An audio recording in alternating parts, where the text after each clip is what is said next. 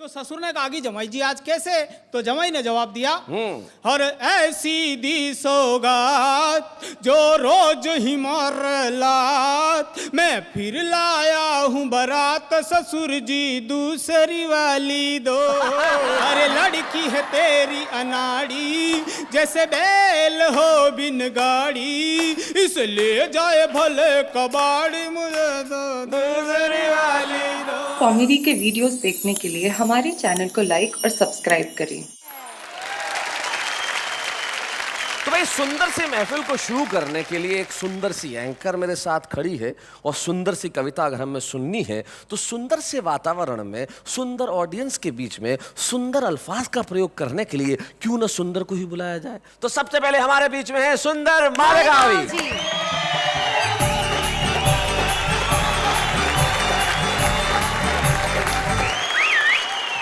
क्या बात है सुंदर साहब, आपको देख के तो लड़कियां भी सीटियां बजा रही हैं। और मैं आपकी जेलेसी भी देख रहा हूँ। ये सर बच्चों की बात कर रहे थे जी, तो मेरे भी अपने जाती खुद के बच्चे हैं। व्यक्तिगत बच्चे जी, और एक आपकी तरह शरारती भी है। अच्छा, तो मैं सिंगल बार कर रहा था, सोच रहा हूँ थोड़ा सा हाइट बढ़ जाए, तो उसने मेरे बच्चे ने देखा, बोले पापा ये क्या कर रहे हो? मैंने कहा यार मैं हाइट बढ़ाना चाहता हूँ इसलिए सिंगल बार कर रहा हूँ। बोले पापा आप ऑलरेडी लंबे हो रहे हैं। अच्छा। मैंने कहा अच्छा, तुझे क्या समझ में आया? बोले देखिए ना आपका सर बालों के बाहर आ गया।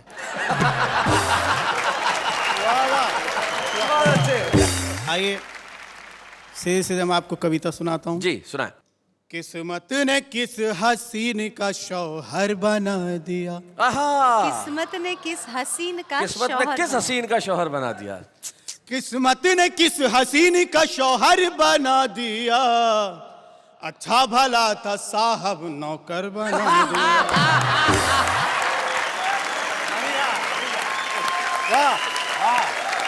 अच्छा भला था साहब नौकर बना दिया, और शादी से पहले मैं भी तो काला गुलाब था।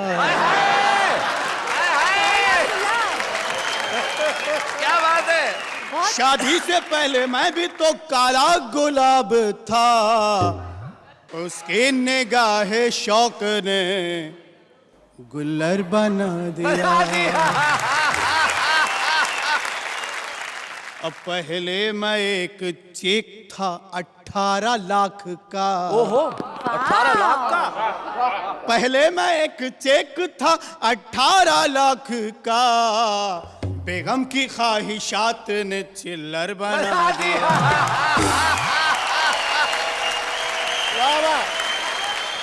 आइए एक मतलब 2-3 शेरों जी इरशाद सुनाए। सिर्फ पगड़ी गवा के आया हूँ। अच्छा। सिर्फ पगड़ी गवा के आया हूँ, सर तो लेकिन बचा के आया हूँ। क्या बात है।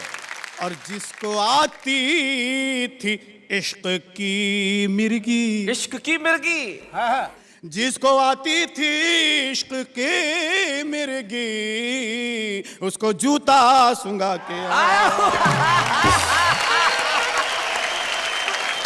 और जिसकी नजरें थी मेरी मुर्गी पर।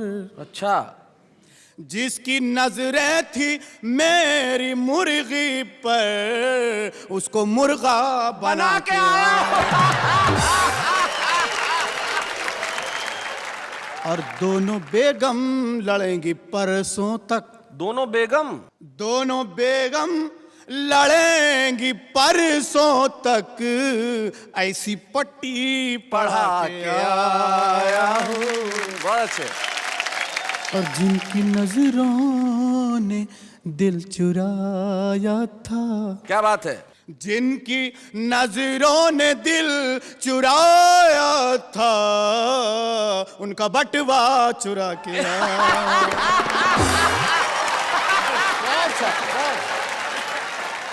इसी काफिये में एक आध कोई और चीज जोड़ दीजिए। अच्छा। मैं तो सुंदर था पहले भी, आज पाउडर लगा के आया हूँ। आइए एक मतलब 2-3 शेर ये तो मत कर लीजिए। इरशाद। आम खाती रही ओहो, बीवियां रात भर। अच्छा, आम खाती रही बीवियां रात आम भर। खाती रही बीवियां रात भर, मैं उड़ाता रहा मक्खियां रात भर, और दिल जलाती रही सालियां रात भर, दिल जलाती रही सालियां रात भर, साले करते रहे मस्तियां रात भर। क्या बात है। देखते देखते फिर सहर हो गई। सुबह, सहर मतलब सुबह। देखते फिर सहर हो गई, दोनों खाते रहे फलियां रात भर, और मुर्गा एक टांग पर सिर्फ सोता रहा। मुर्गा एक टांग पर सिर्फ सोता रहा, कुड़कुड़ाती रही मुर्गियां रात भर, के छटपकती रही अब के बरसात में। वाह वाह। छाता टपकती रही छटपकते रहे अब के बरसात में, लेके फिरता रहा गादियां रात भर।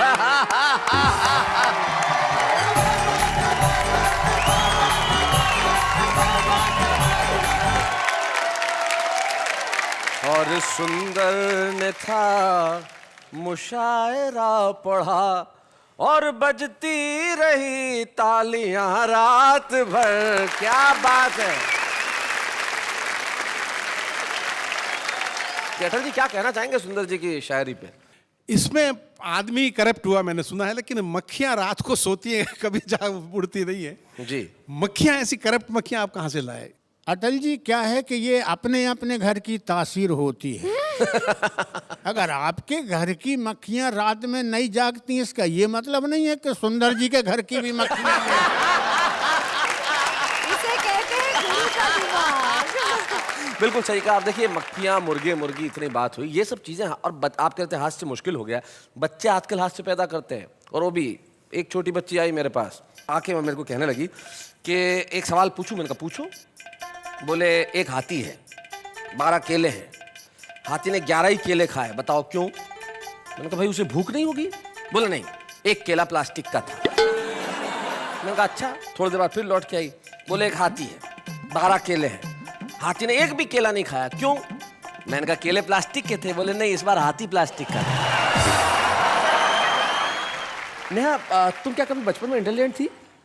Of course. Ask my parents and my भैया. They used to be surprised. मैं क्लास में नंबर 1 आती थी और बहुत सारे प्राइजेस घर पे लाती थी। तो फिर बड़े होके क्या हो गया?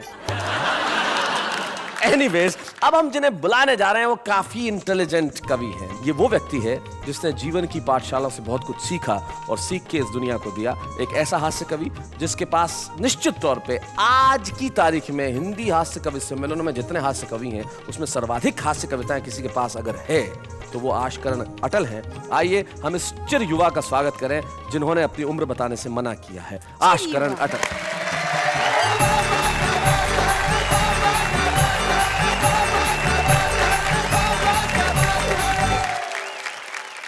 जैसा कि आपको पता है, बच्चों के सवाल बहुत ही प्यारे होते हैं लेकिन उतने ही खतरनाक। और अब टीवी युग का बच्चा और होमवर्क की पीड़ा वाला एक बच्चा, 4 पंक्ति देखिए। स्वागत। कि बच्चे ने पूछा होमवर्क करते करते, आदमी शादी क्यों करता है? अच्छा। बाप ने सवाल के वजन को तोला और फिर टालने के लिए बोला, आदमी शर्ट में बटन नहीं टांग सकता ना, इसलिए शादी करता है। अच्छा। बच्चे ने फौरन दूसरा सवाल किया, फिर दर्जी क्यों शादी करता है? आपके सारे बहाने बेकार हैं, मेरा होमवर्क करके दीजिए। इस होमवर्क के लिए आप जिम्मेदार हैं। अच्छा, आपने शादी की तो मैं आया तो स्कूल गया जी। स्कूल गया तो ये होमवर्क मिला। अब ये होमवर्क मैं क्यों करूं? शर्ट में बटन टांकने आपको नहीं आते थे, उसकी सजा मैं क्यों भुगतूं?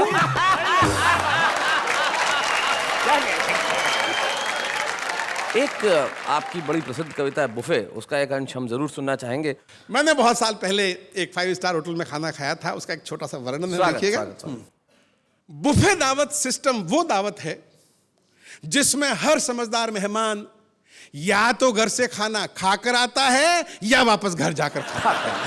वापस घर जाकर खाता है। हर स्वाभिमानी आदमी को कम से कम 3 बार कतार में खड़ा होना पड़ता है। और ज्यादा से ज्यादा कितनी बार, ये उसकी भूख और बेशर्म होने की क्षमता पर निर्भर करता है। बेशर्म। और इतनी बार लाइन में लगने के बाद कोई भला आदमी तो इतना दुखी हो जाएगा कि फिर ठीक से खाना ही नहीं खा पाएगा। जी। और पंक्ति देखिए कि बुफे दावत में कौन सैकड़ों बार खा चुका पुराना खुर्राट बुफेबाज है? बुफेबाज। कौन खुर्राट बुफेबाज है और कौन नया मेहमान है? इसकी पहचान बहुत आसान है। पुराना अपनी प्लेट में जरा सा 1-2 चम्मच खाना ऐसे धर लाता है जैसे सत्यनारायण का प्रसाद लाया हो। अच्छा। जबकि नया अपनी प्लेट में खाने की हर डिश ऐसे भर लाता है जैसे कोई भिखारी 10 घरों से भीख मांग कर लाया हो।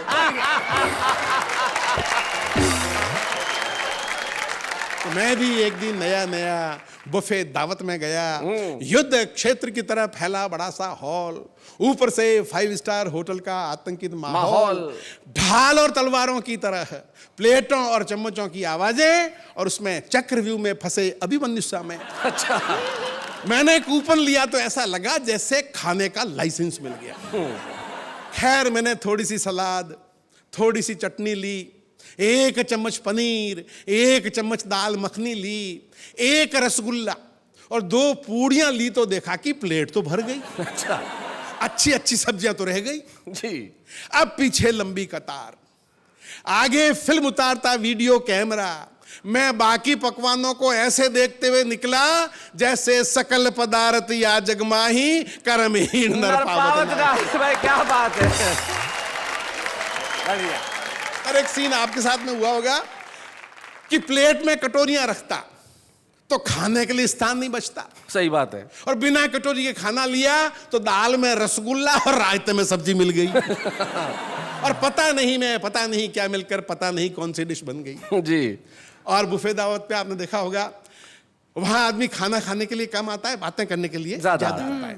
अब मैं जो ही एक प्लेट में खाना भर के एक तरफ कोने में जाके खड़ा होके खा रहा था, एक भाई साहब आए और आते ही पूछा, आपने रसगुल्ला तो लिया ही नहीं? अच्छा। मन में आया बोल दूं, ये दाल और चटनी में डूबा पड़ा है वो रसगुल्ला ही है। बहुत अच्छे। अंतिम पंक्तियां, वाह रे बुफे तेरी बलिहारी, उल्टी ही रीत है सारी, बचपन में गांव में सीखा था कि खाना हाथ धोकर खाओ, जूते उतार कर खाओ, क्या बात है? खाते खाते बातें मत करो और खाने के बाद अच्छी तरह कुल्ला करो। जी। उस दिन वहां सब बिना हाथ धोए और जूते पहन के खा रहे थे, खाते खाते बातें भी किए जा रहे थे, और खाने के बाद मेरे बेटे किसी ने कुल्ला नहीं किया। क्या बात है। भारतीय संस्कृति में ऐसों को गंवार कहते हैं। क्या बात है। उस दिन 5 स्टार होटल में पता चला वहां कुल्ला करने वालों को गंवार समझते हैं। क्या बात है। वाह वाह वाह वाह वाह वाह। ये कविता जो अटल जी सुना रहे हैं, ये छत्तीसगढ़ में 11वीं कक्षा में हिंदी के पाठ्यक्रम में पढ़ाई जाती है, तो हमें लगता है आपको वो कविता जरूर सुनानी चाहिए। बहुत खूब। कविता का शीर्षक है, क्या हमारे पूर्वज बंदर थे? घर में पाते ही एकांत मैं रटने लगा डार्विन का सिद्धांत। हमारे पूर्वज बंदर थे, हमारे पूर्वज बंदर थे, और जब मैं रट रहा था तब पिताजी अंदर थे। बहुत अच्छे। तब पिताजी अंदर थे, वे आए और चिल्लाए, ये क्या बकता है, पूर्वजों को बंदर कहता है? सोचाता पढ़ेगा लिखेगा, बाप दादों का नाम रोशन करेगा, नाम रोशन करना तो रहा दूर, उल्टे बता रहा उनको लंगूर। पिताजी ने खींच के एक हाथ दिया। मैंने डार्विन साहब को याद किया कि आप तो मर गए, मेरी जान को मुसीबत कर गए। जी। बंदर को पूर्वज मानूं तो घर में पिटाई, और ना मानूं तो स्कूल में धुलाई। जी। मैंने सोचा सबसे पूछा जाए और फिर किसी नतीजे पे पहुंचा जाए। मैंने पूछा अपने पड़ोसी से, क्या हमारे पूर्वज बंदर थे? वे बोले तुम्हारे होंगे, हमारे पूर्वज तो अग्रवाल थे। बहुत अच्छे पंक्ति देखिएगा जी। कि दादाजी एक दिन सायंकालीन आम के एक भयंकर शौकीन अपने मित्र राम दुलारे के संग बाजार को गए। आम का दाम सुन राम दुलारे राम को प्यारे हो गए।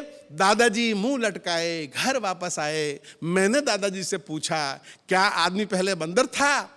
दादाजी बोले रोते रोते, काश हम आज भी बंदर होते तो राम दुलारे यूं नहीं मरता। क्या बात है, क्या बात है। काश हम आज भी बंदर होते तो राम दुलारे यूं नहीं मरता, किसी पेड़ पर चढ़ता, जी भर के आम चूसता, न बाजार जाता न भाव पूछता। भाई क्या बात है, अगर वाह, बंदर वाह, होता तो राम दुलारे यूं भाई नहीं बहुत मरता। अच्छा। मैंने एक मदारी से पूछा, वाह। क्या आदमी पहले बंदर था? वो बोला, देख भैये, हम आदमियों को बंदर से मुकाबला नहीं करना चाहिए। कहां आदमी कहां बंदर, आदमी की आज क्या है कदर। मैं जगबीती नहीं, आप बीती सुना रहा हूं, अपने घर की बात बता रहा हूं। मेरे एक बंदर जैसा बेटा है और एक ये बेटे जैसा बंदर है। भाई वाह वाह वाह वाह, क्या बात है, बहुत अच्छे, बहुत बढ़िया।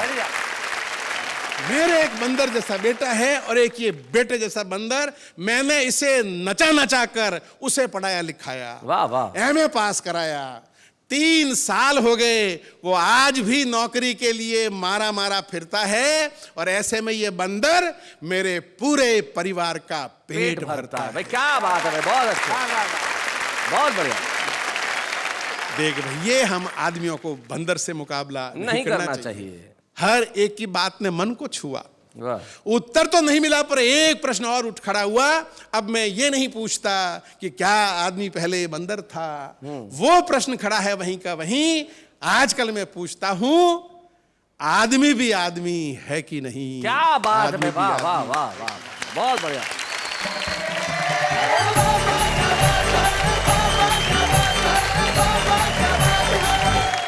जैसे आप बुफे की बात कर रहे थे, तब जब लोगों के घर में खाने जाते हैं कुछ डिनर विनर पे, तो कई किस्से हो जाते हैं। मैं साउथ इंडिया में गया तो मेरे एक मित्र के घर खाना खाने गया, तो उन्होंने अपनी पत्नी को पहले ही समझा दिया था कि मुंबई से आ रहे हैं तो उनका लैंग्वेज थोड़ा सा हिंदी बोलते हैं, तो उनको आप हिंदी में कहिएगा, खाइए खाइए शर्म मत कीजिए। उन्होंने अपनी साउथ इंडियन बीवी को बता दिया, खाइए खाइए शर्म मत कीजिए। अब मैं गया, जैसे ही खाना खाने के लिए बैठा, वो आई, खाओ खाओ शर्म तो है नहीं। अब ऐसे में क्या किया जाए साहब?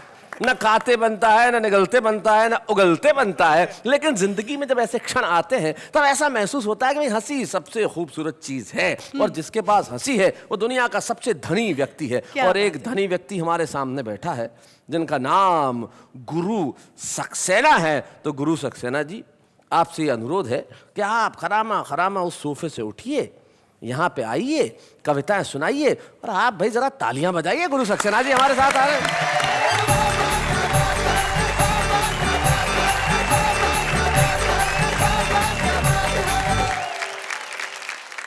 हमारे अटल जी बड़े कवि हैं, लेकिन हमारे हिंदी साहित्य की परंपरा में किसी ने भी सूर्य को कोई उपमा नहीं दी आजकल जी। किसी भी कवि ने इसका प्रयोग क्यों नहीं किया? हर कवि जानता है कि सूर्य बहुत खतरनाक देवता है। अच्छा। उसके 2 बच्चे हैं, एक बच्चा है शनि, दूसरा यमराज। अब मान लीजिए कि अटल जी ने कोई उपमा शनि टाइप कर दी सूर्य के लिए, सूर्य का दिमाग खराब, इनका बेटा शनि वो आजकल अटल मेरे को कोई उपमा में कह रहा था, एक राउंड मारे है जरा उसके बच्चों के बारे में तरह तरह की बातें हुई। मैं भी बच्चों के बीच में पूरी जिंदगी रहा, उनमें अधिकांश बच्चे मेरे अपने थे। इसमें हंसी की कोई बात नहीं है। वसुदेव कुटुंबकम, मैं तो इन बच्चों को भी अपना ही मानता हूँ। भले ही अपना योगदान ना हो, लेकिन मान लेने में क्या हर्ज है।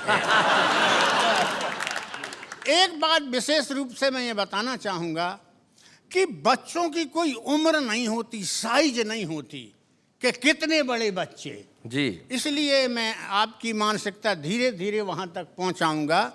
एक बच्चे का उदाहरण कि पिताजी आप जानते नहीं हैं, कैसे पढ़ता हूँ मानते नहीं हैं। हाँ। आप तो जबरदस्ती पढ़ाना चाहते हैं, शिक्षा के क्षेत्र में बढ़ाना चाहते हैं। जब मैं रहता हूँ क्लास में, मास्टर रहते हैं पास में, प्रश्न पूछते जब नहीं बनता है, तुम्हारा बेटा तब शिक्षक से सुनता है, सक्सेना पढ़ने में बहुत ही कच्चे हो, पढ़ोगे क्या खाक गधे के बच्चे।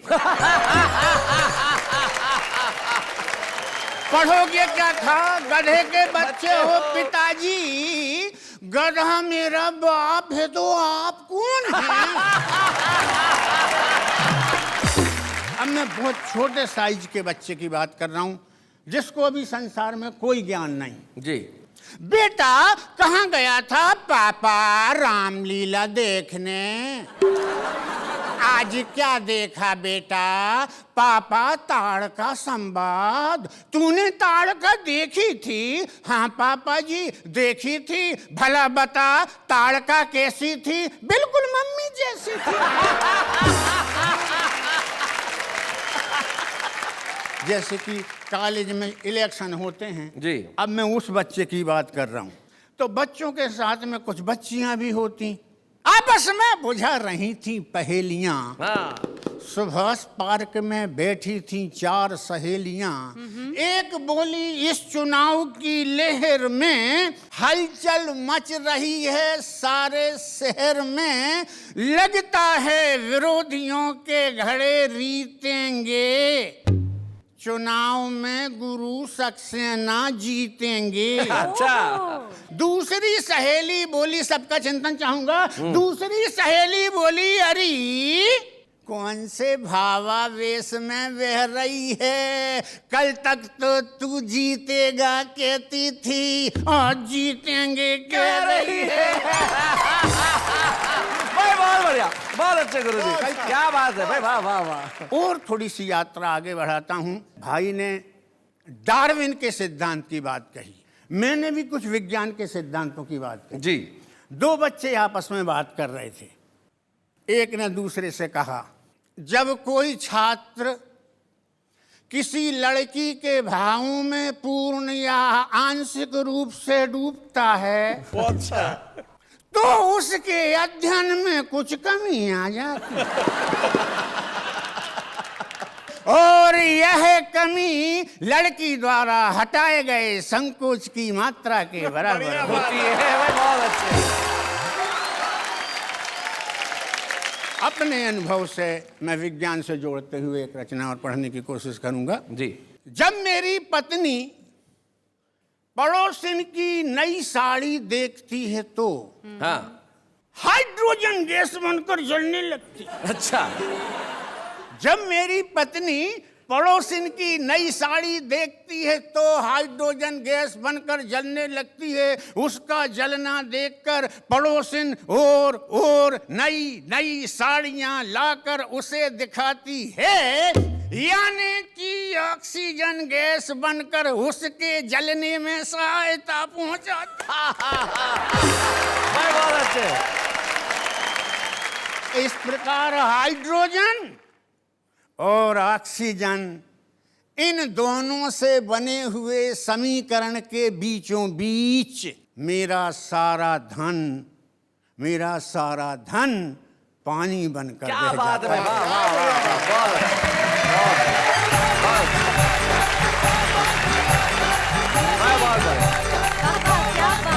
अच्छे।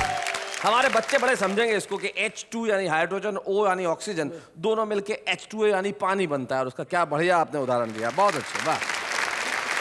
पता है कभी कभी मैं सोचती हूँ कि ये बच्चे कैसे क्वेश्चंस करते हैं? I mean, क्या कुछ पूछ देते हैं। बच्चे कुछ भी कर सकते हैं, बड़ा छुपे रुस्तम होते हैं ये बच्चे। अरे छुपे रुस्तम से मुझे ध्यान आया कि भाई हमारे आज का छुपा रुस्तम कौन है। तो राजस्थान के एक बेहद छोटे कस्बे से हमारे बीच में जो आज हमारे छुपे रुस्तम आ रहे हैं वो बड़े सुरीले हैं और उनका नाम ही है संपत सुरीला। जोरदार तालियों के साथ स्वागत है।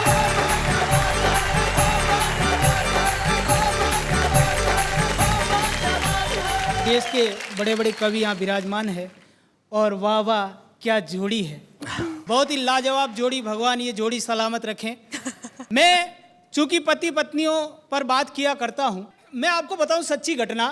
एक बार एक आदमी की शादी हुई साहब। अब शादी हुई तो हुई, लेकिन उसके 6 के 6 साले, 6 के 6 पहलवान। अब 6 पहलवान भाइयों की इकलौती बहन, वो भी पहलवान नहीं, तो वो मरियल सा आदमी जैसा वो कहती करता, जैसा वो नचाची नाचता। लेकिन आखिर मर्द का बच्चा था। एक दिन पत्नी ने गलती कर दी और उसने जोरदार उसको डांट दिया। वो रोते रोते अपने पहलवान भाइयों के पास गई कि तेरे जीजा ने मुझको डांटा। तो उन्होंने कहा उस मच्छर की इतनी हिम्मत, तू जा घर पे और उसको भेज।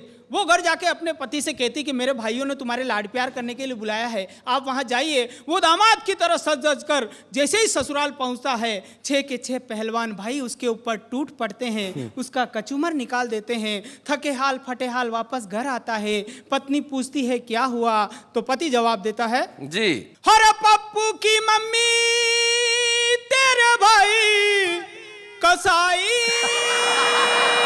है, दया नहीं आई, कर दी ठुकाई, अंग अंग तोड़ा मेरा, कर दी धुनाई, कर दी पिटाई, के बाल पकड़ के दिया जोर से झटका, बाहों में उठा के मुझे जमीन पे पटका, जूते और चप्पल से कर दी ऐसी सुताई है, तालियां बजाई। अब जब आदमी भाई साहब कुंठित हो जाता है तो उसके अंदर गलत गलत आइडियाज आते हैं। वो देखता है यार साले भी आए दिन सताते रहते हैं, पत्नी भी रोज पीटती रहती है, ससुर बेचारा अच्छा है कोई नई व्यवस्था कर देगा। तो उसने अपने 5-15 पत्नी पीड़ित लोगों को इकट्ठा किया, बैंड बाजा मंगाया, घोड़ी मंगाई, घोड़ी पे बैठ के ससुर के द्वार पे। तो ससुर ने कहा कि जमाई जी आज कैसे, तो जमाई ने जवाब दिया, और ऐसी दी सौगात जो रोज ही मरलात, मैं फिर लाया हूँ बारात, ससुर जी दूसरी वाली दो, मुझे दूसरी वाली दो। अरे लड़की है तेरी अनाड़ी, जैसे बैल हो बिन गाड़ी, इसलिए जाए भले कबाड़ी, मुझे दो दूसरी वाली दो। आजकल के नौजवान बच्चे तरह तरह की चीजें इस्तेमाल करते हैं हेयर स्टाइल बनाने में। मेरे को एक सच्ची घटना याद है। एक बार एक लड़के के बड़े सुंदर सुंदर बाल, बड़ी बड़ी मूछें, बड़ी बड़ी दाढ़ी। एक लड़की ने उसको देखा और देखते ही उसके बालों पे फिदा हो गई कि शादी करूंगी तो इसी सुंदर बाल वाले लड़के से, वरना जिंदगी भर कंवारी रहूंगी। बात शादी तक पहुंची, लेकिन एक शर्त रखी कि ये लड़का अपने बाप के साथ विदेश जाएगा, 1 साल के बाद पुनः लौट के आएगा तो तेरी शादी इससे कर दी जाएगी। लड़की ने कहा कि मैं तो इसके बालों से इतनी मोहब्बत करती हूँ, 4 साल भी इंतजार कर लूंगी। लड़का अपने बाप के साथ विदेश जाता है, वहां पाश्चात्य संस्कृति में रंग कर माथे पे जाने क्या क्या लगाता है। थोड़े दिनों बाद तो बिल्कुल सारे बाल उड़ जाते हैं, गंजा हो जाता है। हिंदुस्तान लौट के आता है, लड़की लड़के को देख के कहती है भैया तू नहीं बन सकता मेरा सैया, तू तो ये बता दे कि ये हाल हुआ कैसे। के तेल था खुशबू वाला, तेल था खुशबू वाला, माथे में जो ही डाला, धीरे धीरे उड़ने लगे बाल, हूँ तभी से टकला मेरी जान, काली दाढ़ी और मूछे पर इनको कौन पूछे, इच्छा यही है मेरी सिर पे हो काले गुच्छे, चेहरा सजनी को भाए और वो मेरी हो जाए, बगिया है उजड़ी उजड़ी इसमें हरियाली आए, तन मेरा था स्वदेशी चीजें अपनाई विदेशी, फिर कैसे बचाता खुद कमाल, दिखने लगा है चमकीला चांद। लड़के के माथे पे 2 बाल बच ही गए। अच्छा, अब वो दोनों बाल आपस में बात कर रहे हैं, यार ये लड़का जाने माथे पे क्या क्या लगाता रहा, फिर भी इसके माथे पे हरियाली नहीं आई। हम दोनों बाल आपस में एक काम करते हैं, हम दोनों बाल आपस में शादी कर लेते तो हमारी जो संतानें होगी जिससे इसका पूरा माथा हरा भरा हो जाएगा। तो दूसरे वाले बाल ने कहा नहीं, हम ऐसा नहीं कर सकते। कि क्यों? क्योंकि हमारे हिंदुस्तान में बाल विवाह करना कानूनी अपराध है। एक पेरोडी और निवेदन करता हूं हमारे देश के राजनेता के फांकते रहते हरदम शेखी बगारे, भोली भाली जनता को गर्त में उतारे, भोली भाली जनता को गर्त में उतारे। तेरे भ्रष्ट भ्रष्ट वादे गणतंत्र को हिला दे, क्या बात है? गणतंत्र को हिला दे, तेरे भ्रष्ट भ्रष्ट वादे।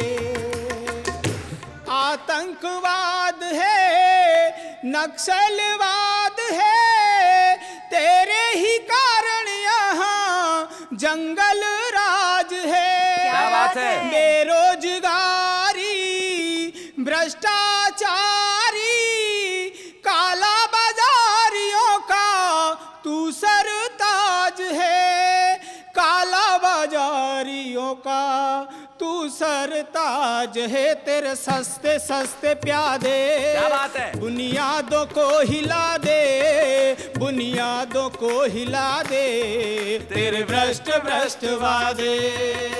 बहुत बहुत आभार। क्या बात है, वाह।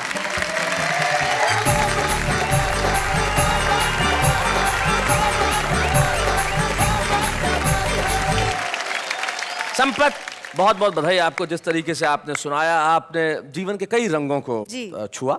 हम चाहते हैं कि आप संभावना से सफलता तक पहुंचें। हम चाहते हैं कि आप वहां पहुंचें जहां सिर्फ उन्नति हो, तरक्की हो, प्रगति हो। आपकी जीवन के अंदर इन खुशियों को भरने के लिए हम आज आपको वाह वाह क्या बात है की ओर से हमारे छुपे रुस्तम के रूप में एक स्मृति चिन्ह प्रदान करना चाहते हैं। मैं हमारे कवि मित्रों से अनुरोध करूंगा कि वो यहाँ आए और हम स्वागत करें संपत सूर्य।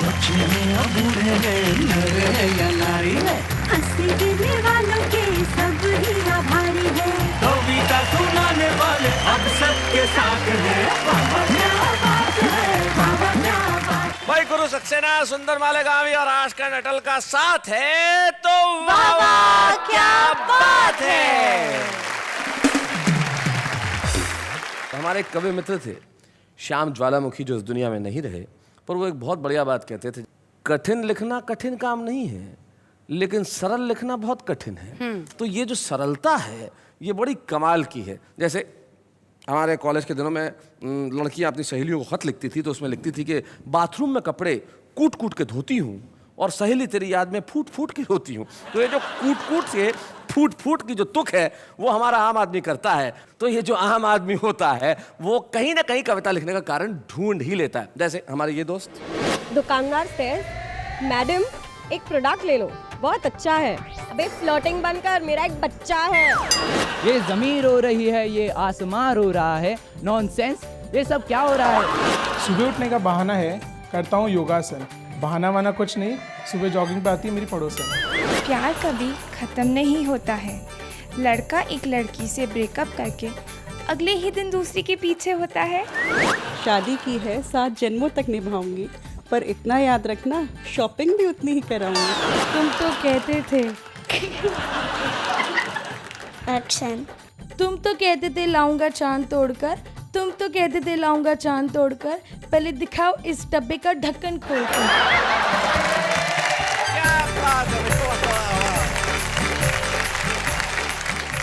वाह वाह इस हिम्मत के लिए। आम आदमी तो आम आदमी है, जो जैसा सोचेगा वैसा कहेगा, और असलियत तो वही है कि जैसा दिखता है अगर आदमी वैसा ही लिखता है तो वो सच है। जैसे अटल जी वो आदमी है जो किसी भी जगह से कुछ ना कुछ इलाज निकाल लेते हैं। जैसे एक बार एक भयानक डकैत इनके घर में घुस गया और पिस्तौल दिखाई इनको और भाभी जी दोनों को, और दिखाई और बोला सब कुछ दो नहीं तो गोली मार दूंगा, मार ही दूंगा गोली। बताओ अपना नाम क्या है। तो नाम बताने के भाभी ने कहा देखो देखो छोड़ दो जी, मुझे छोड़ दो, मेरा नाम सविता है। तो बोले छोड़ दिया। अरे अटल जी बड़े आश्चर्य में आ गए, बोले कैसे छोड़ दिया। बोले मेरी माँ का नाम भी सविता है और जिसका नाम मेरी माँ के नाम से मिलता हो मैं उसको कोई नुकसान नहीं पहुंचाना चाहता। तो अटल जी बोले कि नाम तो मेरा भी सविता है, लोग तो मुझे प्यार से अटल कहते हैं। तो आशकरण अटल, इनके जीवन की उपलब्धियों में एक उपलब्धि यह है कि छत्तीसगढ़ प्रदेश में 11वीं कक्षा में इनकी कविता पढ़ाई जाती है। ये ताली बजाने वाली बात है। ये अलग बात है कि ये खुद 10वीं पास है। भाई अटल जी, मजाक की बात अलग है, हम आपसे मजाक कर लेते हैं कि आप सिर्फ 10वीं पास है, लेकिन सचमुच आपने जिंदगी की स्कूलों में जो सीखा है वो अद्भुत है। और हम चाहते हैं कि वाह वाह क्या बात है कि इस मंच पे हम आज आपको सम्मानित करें। तो आइए हम मिलकर सम्मान करते हैं आशकरण अटल का जोरदार तालियों के साथ।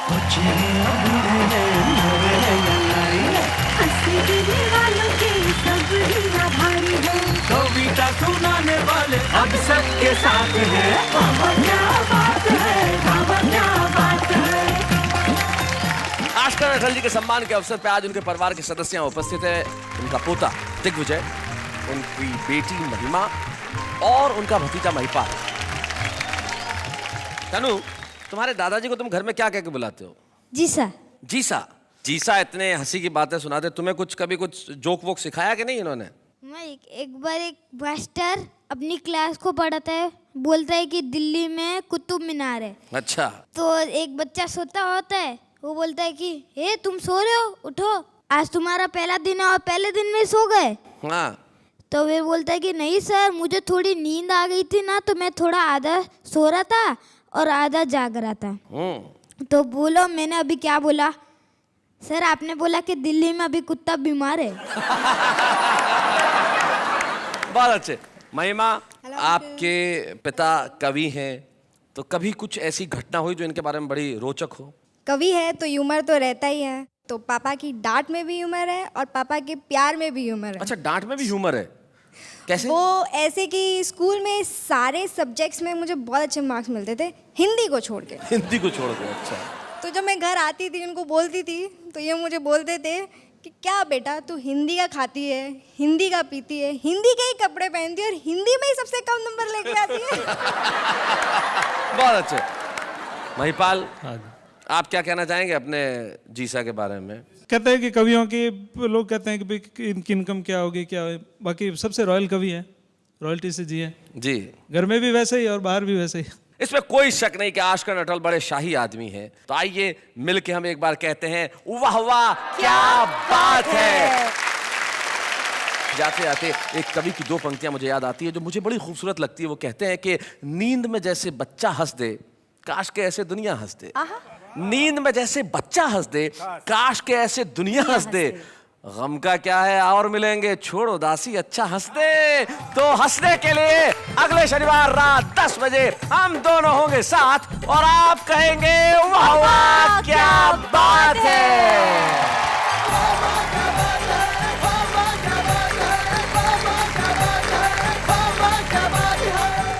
कॉमेडी के वीडियोस देखने के लिए हमारे चैनल को लाइक और सब्सक्राइब करें।